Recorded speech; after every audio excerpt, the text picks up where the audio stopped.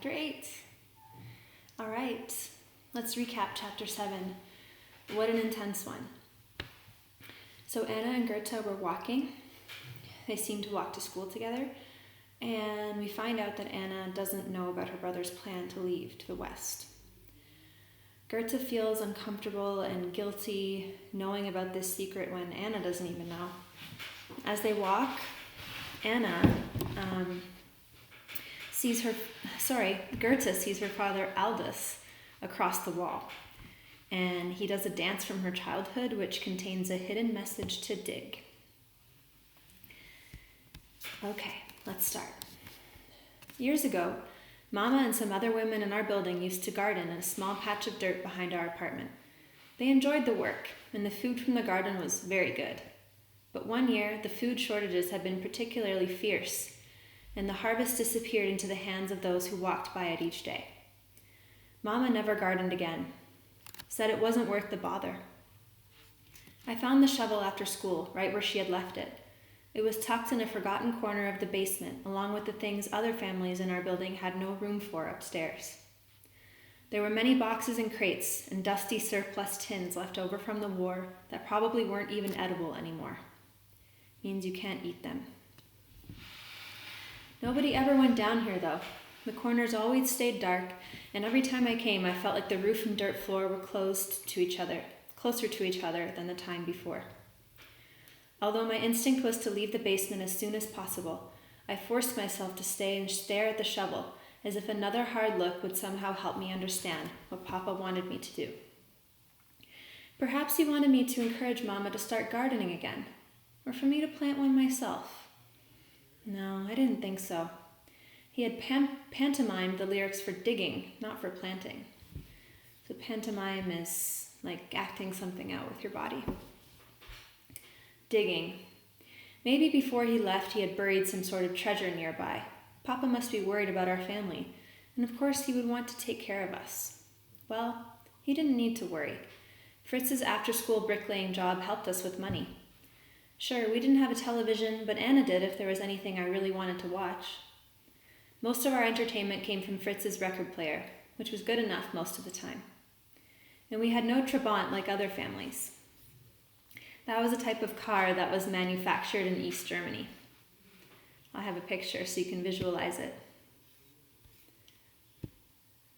This is the car that a lot of people had in East Germany at the time. And we had no Trabant like other families, but it was okay to walk where we needed to go, and besides, they were ugly cars anyway. Still, if Papa had some sort of treasure buried in the area, I wanted to find it. I hoped to see him again at the viewing platform soon, so I could try to figure out where to dig. I'm going to stop there, even though I didn't highlight this, but I was not thinking that Papa wanted her to dig somewhere nearby the house. Were you? Fritz didn't get home that night by supper, which was unusual, but sometimes his bricklaying required extra time at work, and so Mama and I didn't think much of going ahead without him. He would probably get back before supper was finished. This is better anyway. Mama's shoulders seemed heavier than usual, and just seeing them made mine feel heavy too. I had some very sad news at work today, and wanted to share it with you in private. I set down my fork and looked over at her. I couldn't imagine what must have happened, and already a pit was forming in my stomach. Your friend Anna has an older brother, doesn't she? A boy named Peter? If she had not spoken another word, I would have already known how Mama's story was going to end. I wanted to press my hands over my ears, pretending if I couldn't hear it. Then it didn't happen. But life never works that way, and all I could do was close my eyes and pray that I was wrong. Anna's parents got a visit from the Stasi this afternoon. Peter attempted an escape last night, hidden in a special panel of a car from the west. He was discovered before reaching the border and tried to make a run to the west, but they shot him in the back. In all the confusion, the students driving the car were able to escape, but Peter didn't make it. Mama grabbed my hand and gave it a squeeze. Anna probably got the news when she came home from school. The family has been allowed a day home tomorrow to mourn his loss, but this will be a terrible time for them. I thought you should know. It's a reminder to all of us what happens to those who try to escape. Wow, so Peter didn't make it. Imagine how Goethe must feel right now. Imagine how Anna feels right now. This really caught my eye. The family has been allowed a day at home to mourn his loss, to be sad for him. They only got a day. They die. Tears rolled from my cheeks, but I didn't care if Mama saw. I couldn't begin to imagine the pain that Anna and her family must be feeling right now. She loved her brother just as much as I loved both of mine. Losing one of them would feel like my whole world was coming to an end. Fritz would feel awful too. He'd feel guilty for knowing Peter's plans and not stopping him. Wait, Fritz had known, and he still wasn't home. Why isn't Fritz back from work? I tried not to sound as worried as I was. After all, he had been late before, but not often, and Fritz had said nobody knew Peter's secret but him. What if Fritz had tried to escape too? Although she had only the smallest understanding of why my face suddenly flushed and hands were shaking, Mama said she knew I was upset and asked if I needed some time alone. I left the table and practically ran into Fritz's room.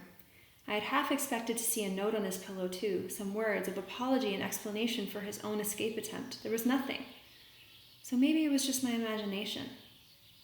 But every minute that passed sharpened my worries. Fritz was never this late. I reappeared in the kitchen where my mother was finishing cleaning up, except for a plate she had left out for Fritz. Can we go to his job site and look for him? I asked. Please, Mama, can we go and find him? Mama pressed her eyebrows together. Goethe, I know the news about Anna's brother upset you, but Fritz and Peter were friends, I said. Fritz knew about the escape. Without another word, Mama set down her dish rag and hurried to get a coat. Minutes later, we were outside, pressing through the busy city streets, deeper into East Berlin, where Fritz had been hired to help lay brick for a new building. So much of Berlin had been destroyed in the war, and even now, 20 years later, piles of rubble were still strewn about the city. So this is a good point to stop and visualize the city. So rubble is like broken down bricks and concrete and building materials, because 20 years before this story was World War II. And of course, a lot of cities across Europe were destroyed during that time, so we can see how long it's taking for them to clean up. So picture this in your mind, them rushing through this destroyed city, trying to find their son and brother. The government was rebuilding as quickly as they could, but it took a lot of resources to maintain the wall. Their second priority was rebuilding the public places, or areas near the border that were meant to show the world how superior our system was. It was behind the glossy scenes that everything remained in ruins. So priority meaning like that's the thing that is the second priority, so it's the second most important. Every day after school, Fritz had been working for one of those high-profile buildings, and they were in a hurry because of some visitors coming from Moscow. A few men were still on the job site when Mama and I got there, but Fritz was clearly not one of them. She told me to stay back while she talked to the job foreman. I hated being left behind, but a man in his position wouldn't want me in the conversation. So I waited where I could see their faces as my stomach twisted into knots. In response to Mama's question, the foreman shook his head and his mouth was turned into a distinct frown. He checked his watch and then spoke to her some more. Even from here, I could tell that he had nothing he had to say was good. Where was Fritz? I wanted to scream. Why were they just standing there talking? Finally, Mama's back stiffened and she clutched at a handkerchief in her fist. But she only nodded, looking as if she wanted to scream too. The foreman reached out a hand as if he might try to comfort her, but Mama stepped back, said a few more words, and then turned. Without speaking, she grabbed my hand and yanked me into a walk so fast that to keep up with her, I almost had to jog along. Where is he? I asked. Mama, where? Hush, wait until we get home.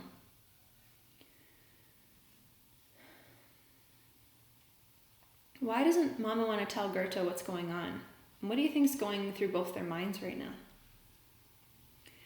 The walk to the job site had taken less than half an hour, and though we were moving much faster now, it seemed like hours before we finally entered the safety of the apartment building. I asked again what the foreman had said, but by then it took all Mama's efforts just to hold her emotions together. She didn't say a word until we were out inside our own apartment, and her trembling fingers had locked the door behind us. Then she collapsed onto the ground and sobs poured out of her. What do you think this says about Mama, that she waited all that time walking through the city before breaking down in tears?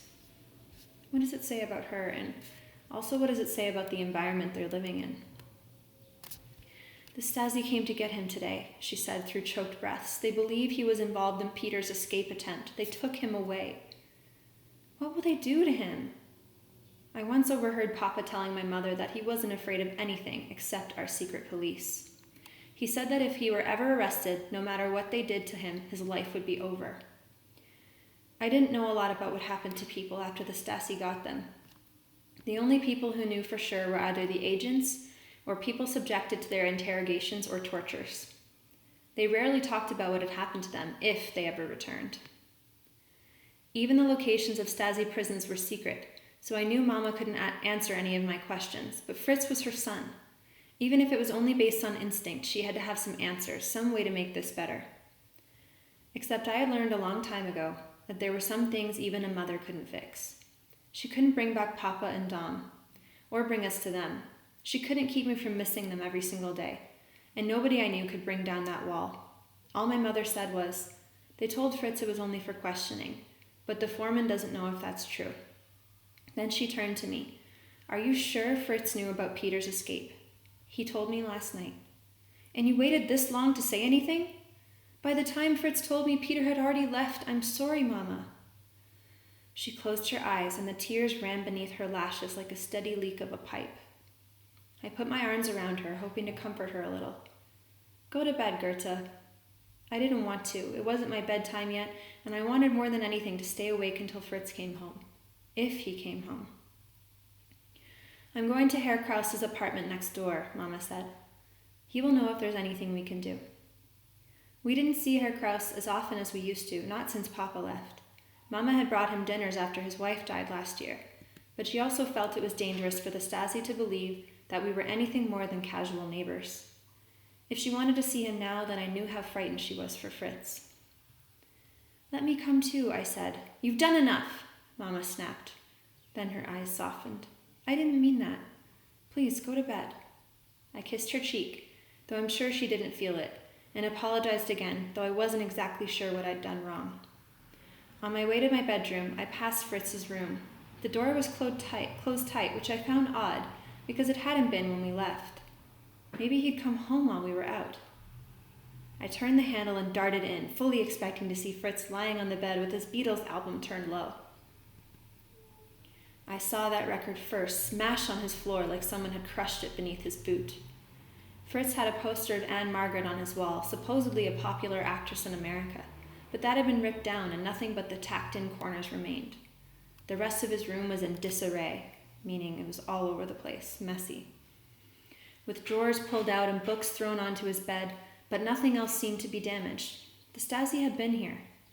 They had stood right where I now did, and maybe gone through our entire apartment too. Although it should have shocked me more, somehow this too seemed normal. I told you to go to bed, Mama called from the front room. I almost asked her to come and see what had happened, but a voice inside me warned it would be too much for her tonight. I planned to get up extra early in the morning and clean it for her. Then when Fritz came home, and I had to believe he would, everything would be okay again. Whether that was true or not, I chose to believe. I made myself believe it, or the worry would drive me insane. So think about why Goethe needs to believe so badly. Why is this so important for her to maintain her belief? And the last thinking prompt for today's chapter is I want you to think back to the chapter, maybe rewind the video, and see if you can find some evidence of when Goethe is being empathetic. How is she showing that she thinks about how other people feel? See if you can think of or find at least 3 times in the text. I hope you enjoyed this chapter. It's getting more suspenseful, and I can't wait to see how this family gets out of all of this trouble that they're in.